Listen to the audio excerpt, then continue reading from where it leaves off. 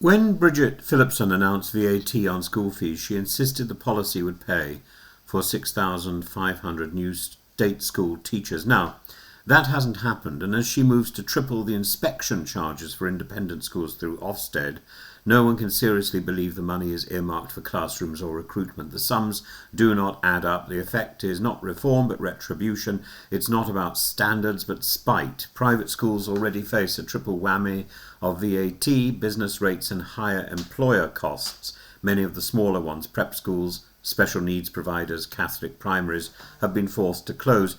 That doesn't help the state system. It simply pushes thousands of children into it at far greater cost to the Treasury, with no increase in quality for anyone. And yet the government presses on, because this is class warfare in its most abrasive form, punitive, vengeful, and crucially dishonest. Phillipson dresses up the changes in the language of fairness, claiming taxpayers should not subsidise inspections, but fairness is not the point.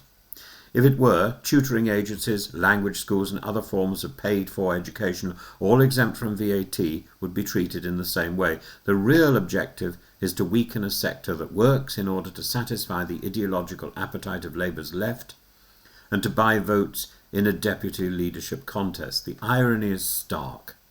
Private schools are not an enemy of the state. They are one of Britain's most successful exports, the gold standard in education across the world. Brighton College, seeing the writing on the wall, is now opening campuses in Madrid, Rome and Lisbon to British students. More schools will follow. Parents who can afford to will simply send their children abroad, and the UK will lose revenue, jobs and reputation. What is left behind? Fewer schools, fewer bursaries, less choice. The middle-income families who worked nights, extra shifts or sacrificed holidays to send their children to small independents are now priced out. The state sector gains pupils but not teachers, gains pressure but not resources, no strategy, no vision, just rubble.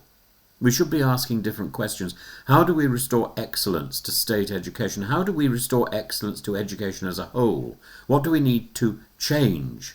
It's not about getting more teachers. It's about having a new vision that embraces AI, computing, and different speeds of learning.